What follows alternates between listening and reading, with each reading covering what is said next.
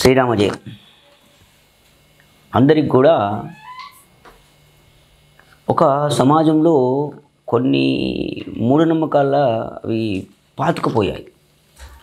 ఆ మూఢనమ్మకాల్లో పాతుకుపోయిన దాంట్లో కొన్ని దశమహావిద్యల్లో ముఖ్యమైనటువంటిది ఒక రేణుకా ఎల్లమ్మ అనే విద్య కూడా ఒక మూఢనమ్మకంగా పాతుకుపోయింది. రేణుకా ఎల్లమ్మను కొలిచే విధానం అనేది పూర్వం చేసే విధానం అంతా కూడా ఒక ట్రాక్ తప్పినట్టు నేను చాలా ఊళ్ళలో నేను గమనించాను.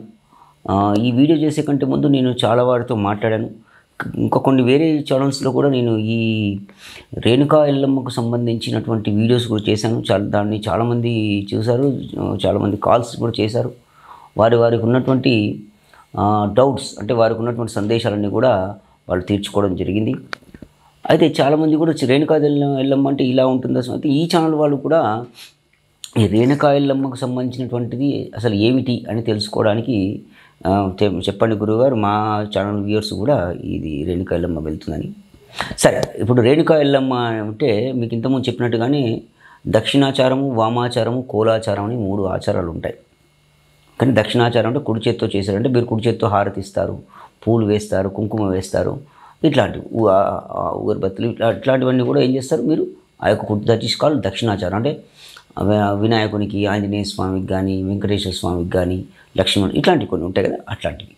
తర్వాత ఎడమ చేతితో చేసే కొన్ని పూజలు ఉంటాయి. దట్ ఈస్ కాల్డ్ వామాచారం. వామ అంటే ఎడమ చెయ్యి సింపుల్. ఓకే, ఎడమ చేతితో చేసే పూజను వామాచారం అంటారు. ఇక కోలాచారాలు అవి ఉంటాయి, అవి తర్వాత విషయం మనం తర్వాత మాట్లాడదాం. ఈ వామాచారంలో చేసేటువంటి కొన్ని పూజ అంటే వామాచారం అంటే ఎడమ చేతితోటి ఏం చేస్తారు మీరు పూలు వేస్తారు, ఎడమ చేతితో తిలకం పెడతారు, కుంకుమ, ఏదైనా మద్యం, మాంసం లాంటివి ఇట్లాంటివి కొన్ని ఉంటాయి. కొన్ని అట్లాంటివన్నీ కూడా వామాచార విద్యల్లో వాడుతూ ఉంటారు. ఈ వామాచార విద్యల్లో వస్తే దాంట్లో మళ్ళీ దశమహావిద్యలని కొన్ని ఉంటాయి.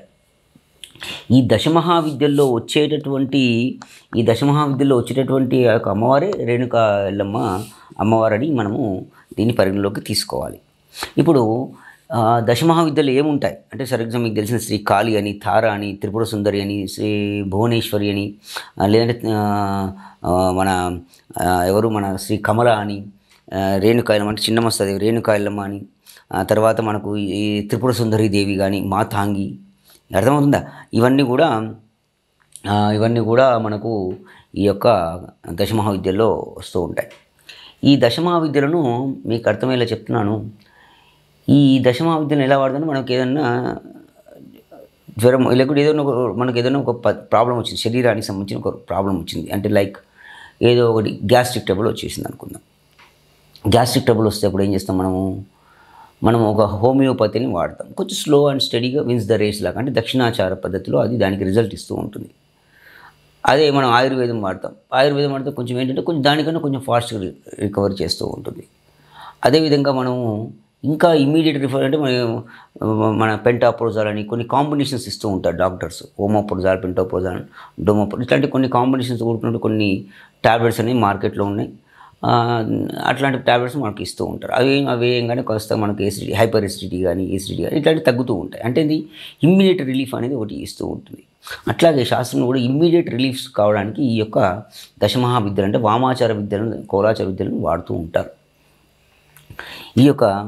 ఇప్పుడు ఇదంతా ఎందుకు చెప్పాల్సి వస్తూ ఉంటుందంటే, రేణుకా ఎల్లమ్మ అనేది చాలామందికి కొన్ని అపోహలు ఉంటాయి. రేణుకా ఎల్లమ్మ అనగానే ఆమె చెడు చేసే ఒక అమ్మవారని, ఆమె కరెక్ట్గా పూజలు చేయకపోతే మనల్ని ఏదో చేస్తుంది అని, అట్లాంటి కొన్ని మూఢనమ్మకాలని సొసైటీలో పాతుకుపోయాయి. రేణుకా ఎల్లమ్మను చాలా పేర్లతో పిలుస్తూ ఉంటారు. రేణుకా ఎల్లమ్మ ఏమంటే మీరు కనుక మీ పంట పొలాల్లో ఉన్నాయనుకోండి, ఆ పంట పొలాల్లో అంటే రేణుకా పంట పుట్ట అనేది ఒకటి జనరల్గా సహజంగా ఏర్పడి ఎట్లా గుర్తిస్తామంటే దీన్ని సహజంగా పుట్ట అనేది ఉంటూ ఉంటుంది.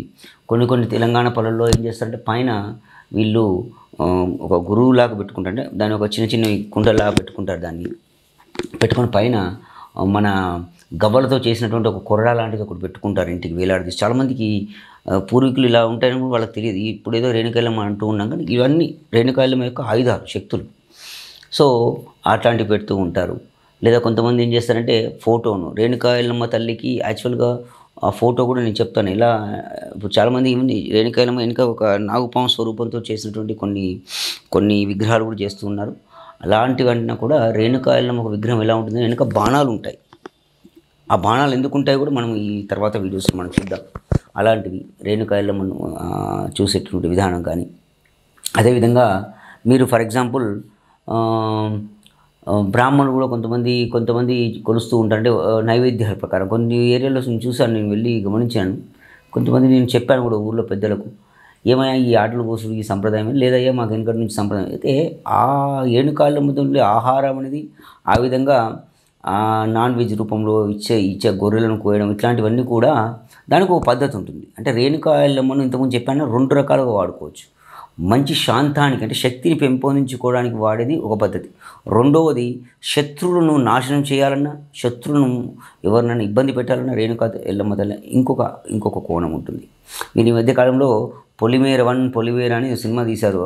సినిమా వచ్చింది. నేను ఆ సినిమా మీకు చూసే ఉంటారు, తెలుగు ప్రేక్షకులకు చూసే ఉంటారు. దాంట్లో కూడా ఈ రేణుకా ఎల్లమ్మను చూశారు. ఆ హీరో అతను వెళ్ళి ఒక మంటపై కూర్చొని ఇలాంటివి చేస్తూ ఉంటారు. అంటే ఆ విధంగా కూడా రేణుకా ఎల్లమ్మను వాడతారు. అంతేగాని ఆ విధంగా వాడేదానికి రేణుకా ఎల్లమ్మ అదొక పద్ధతి ఉంటుంది. చాలా జాగ్రత్తగా వినాలి. అంతేగాని అన్నిటికీ మీరు ఈ యొక్క జంతు బలి చేస్తారంటే తప్పదు. రేణుకా ఎల్లమ్మ మీరు కామాఖ్యకి వెళ్తారు, కామాఖ్యకి వెళ్తే అక్కడ ఆమెకు తగ్గట్టుగా చేస్తారు. కానీ రేణుకా ఎల్లమ్మ ఆమె సబ్జెక్ట్ డిఫరెంట్. ఆమె పద్ధతి వేరు. ఆమెను అంటే వేడుకునే విధానాలు ఉంటాయి. రేణుకా ఎల్లమ్మను ఒక పద్ధతి ప్రకారంగా చేసే పూజ విధానాలు ఉంటాయి. ఆమెను ఎలాంటి అలా పిచ్చిగా చేయడం చాలా తప్పు. ఇప్పుడు బ్రాహ్మణ ఎల్లమ్మకు రూపం వేరే ఉంటుంది. అది మీకు చూస్తాను, నా కొంత ఇళ్ళలో ఉన్నాయి, అవి ఫొటోస్ కూడా ఉన్నాయి నా దగ్గర. ఆ ఆకారం ఎలా ఉంటుంది. తర్వాత ఇంతకుముందు చెప్పినట్టు ఆ పొలిమేర నగ్న ఎల్లమ్మలు అంటారు వాటిని. ఏమంటారు? నగ్న ఎల్లమ్మలు, మావురాళ్ళ ఎల్లమ్మ, నగ్న ఎల్లమ్మలు అంటారు వాటిని. ఆ నగ్న ఎల్లమ్మను కొలిచే విధానాలు వేరే ఉంటాయి. తర్వాత మీకు ఇప్పుడు మనం జోగులాంబ వెళ్తాం, జోగులాంబ ఎల్లమ్మ, ఓకేనా. తర్వాత మీరు ఇప్పుడు మన హైదరాబాద్లో బల్కంపేట ఉంటుంది, బల్కంపేట ఎల్లమ్మ. అంటే ప్రాంతాన్ని బట్టి పేరు వచ్చింది. కానీ ఆ ఎల్లమ్మ పేరు ప్రాంతాన్ని బట్టి వచ్చిన పేర్లు అనేది దానికి బల్కంపేట అనేది ఒక ప్రాంతం. అది ఎల్లమ్మ శక్తి వేరు, అక్కడ ఉన్నట్టు శక్తి వేరు. అది చాలా మంచి టెంపుల్, చాలా మంచి శక్తి ఉన్నటువంటి అమ్మవారు ఏంటి, అమ్మవారి గురించి కూడా మనం తర్వాత చూద్దాం వీడియోలో. ఇట్లా అమ్మవారికి సంబంధించినటువంటి విధానాలు ఉంటాయి. అయితే ఈ రేణుకా ఎల్లమ్మకు సంబంధించి ఒక చిన్న విషయం చెప్పాలి. రేణుకా ఎల్లమ్మ చెడు చేసే దేవత కాదు. మీరు ఎక్కడైనా ఊళ్ళలో వెనకడికి ఎరుకల ఎల్లమ్మ అని ఉంటుంది. ఎరుకల ఎల్లమ్మ అంటే ఎరుక చెప్తాం సోది చెప్తాం వస్తారు కదా, వాళ్ళు కొలిచేది కూడా రేణుకా ఎల్లమ్మ. తర్వాత శిఖండి విద్యల్లో వాడేది కూడా రేణుకా ఎల్లమ్మ. శిఖండి విద్యలు అంటే మనం ఇప్పుడు ఉన్నారు కదా మన శిఖండిలు, వాళ్ళు కూడా వాళ్ళు చాలా బాగా కొలుస్తారు రేణుకా ఎల్లమ్మ. వాళ్ళు చేసే విద్య కూడా రేణుకా ఎల్లమ్మ విద్య. ఇట్లా రేణుకా ఎల్లమ్మ చాలా రకాలుగా మనము వేడుకోవచ్చు. అంతేగాని రేణుకా ఎల్లమ్మ చెడు చేసే దేవత, రేణుకా ఎల్లమ్మ అనగానే ఇది చేయకపోతే ఏమవుతుంది, ఇట్లాంటివన్నీ కూడా మూఢనమ్మకాలు వద్దు. అండ్ ముఖ్యంగా రేణుకా ఎల్లమ్మ సంప్రదాయాలు ఏంటంటే మీకు అత్తగారి సంప్రదాయం నుంచి వస్తాయి. వివాహం అయిన తర్వాత అత్తగారి సంప్రదాయం వస్తే, ఒకవేళ అత్తగారు కనుక రేణుకా ఎల్లమ్మను కొలుస్తూ ఉన్నారు అంటే మీరు అది కొంచెం ఆ సాంప్రదాయాన్ని చేయడం అనేది మంచిది.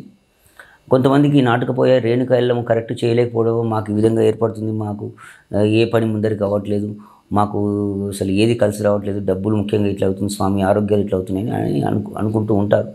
దయచేసి అలాంటివి ఉండదు. దానికి జాతకంలో ఉన్నటువంటి ప్రాబ్లమ్స్ వేరే ఉండొచ్చు. అంతేగాని రేణుకా ఎల్లమ్మ మీకు చెడు చేస్తుందంటే మాత్రం నాకు తెలిసినటువంటి as of my rich experience, అంటే నాకున్నటువంటి ఇంతటి అనుభవంలో నేను ఎప్పుడు అట్లాంటివి చూడలేదు, చాలా తక్కువ కేసెస్లో చూశాను. సో ఇట్లాంటివి ఇంకా రేణుకా ఎల్లమ్మ గురించి చెప్పుకుంటూ వెళ్తే, అయ్యా మరి రేణుకా ఎల్లమ్మను మనం కొలిచే విధానం మేము ఏదో చేస్తాము అలా కాదు. రేణుకా ఎల్లమ్మ మూల మంత్రం ఉంటుంది. ఆ అమ్మను కొలుచుకునే శక్తిని మీ లోపల తీసుకోవడానికి, అంటే శక్తిని మీరు ఉపాసనలు అంటాం, వాటిని చేసుకోవడానికి ఒక పద్ధతులు ఉంటాయి. దాని మూలమంత్రం మనం నెక్స్ట్ వీడియోస్లో మనం రేణుకా ఎల్లమ్మను విశిష్టత, ఇప్పుడు మనం ఏంటి, దాన్ని ఏ విధంగా మనం కొలుచుకోవాలి, మూలమంత్రాలు ఏంటో మనం ఈ యొక్క నెక్స్ట్ వీడియోస్లో మనం చూద్దాం. ఇప్పుడు ఇదంతా కూడా మీకు చెప్పినంత కూడా ఒక సత్యనారాయణ రామాయణం కథలా చెప్పాను. ఇప్పుడు మనకి నెక్స్ట్ మాట్లాడే వీడియోస్లో ఇవంతా ఇప్పుడు చెప్పినటువంటి విషయాలన్నీ దాంట్లో మీకు అవసరం అవుతాయి. కాబట్టి చాలా జాగ్రత్తగా ఈ యొక్క వీడియోను గమనించుకుంటూ వెళ్ళండి. అంతేగాని మూఢనమ్మకంగా దయచేసి అమ్మవారు వచ్చిందని చాలామంది ఏం చేస్తున్నారంటే వారి యొక్క శరీరాలను పాడు చేసుకుంటున్నారు. అవి ఏమి అమ్మవారు మీ శరీరాన్ని పాడు చేసే అమ్మవారు కాదు. ఆమె 6th సెన్స్, అంటే మీ యొక్క 6th సెన్స్ అంటాం. అంటే ఒక ముందు చూపు, అనుభవాన్ని, ఏ కార్యంలోనైనా అనుభవాన్ని ఇచ్చేటటువంటి శక్తిని ఇస్తుంది. అర్థమవుతుందా? ఎందుకు మీకు ఏమో అర్థం కాకపోతే ఏమనుకుంటాం, మనం ఇట్లా తల గోక్కుంటాం అంతేనా, ఏంటో ఇదంతా ఏంటో అనుకుంటాం. అంటే అమ్మవారికి ఎందుకు వెనుక మీకు ఆ యొక్క బాణాలు ఉంటాయి తెలుసా, అదే దాన్నే రేఖీ క్రియలు అంటాం వాటిని. అంటే వెనక ఆ యొక్క శక్తి అంతా ఇక్కడ నింపినట్టు ఉంటుంది. That is called neurons. అంటే అమ్మవారి సిక్స్త్ సెన్స్. నీకు ఏం అర్థం కాలేదనుకోండి, మనకు నెక్స్ట్ ఏం చేయాలని చెప్పే దారి చూపించేటువంటి అమ్మవారు అంత శక్తివంతమైన. అంటే ఆమెను కొలిచే విధానం ఉంటుంది, ఆమెను ఉపాసన చేసుకునే విధానం ఉంటుంది. అంతేగాని ఏదో వాటిలో అని చెప్పి అనుకొని పబ్లిక్ను దయచేసి మోసం చేయకండి. మీకేదో అమ్మవారు వస్తుందని అనుకొని ఈ మధ్య అమ్మవారు పలకట్లేదు అనుకోవడం, ఇట్లాంటివన్నీ కొన్ని వింటూ ఉంటాను నేను జనరల్గా. దానికి కారణాలంటే మీరు కరెక్ట్గా అయినటువంటి ఉపాసన చేసుకోవాలి. ఇంకొకటి ముఖ్యంగా, అమ్మవారు అందరికీ కృప ఇవ్వదు. దానికి సంబంధించి కొన్ని పద్ధతులు ఉన్నాయి. అంటే వాళ్ళు పుట్టిన గడియలు కొన్ని ఉంటాయి, కొన్ని పద్ధతులు ఉంటాయి. అమ్మవారి ఉపాసనలు కూడా కొన్ని నక్షత్రాలు, కొన్ని పద్ధతులు కొన్ని ఉంటాయి. అవన్నీ కూడా మీరు మీ యొక్క జాతక పరిశీలన చేసుకోవాల్సిందే. కొంతమందికి వెనకటికి జాతకాలు లేవు స్వామి మాకు ఇవ్వని అంటే దానికి నేను చుచాయిగా చెప్పాల్సిందే. చుచాయిగా అంటే సుమారుగా చెప్పాల్సిందే.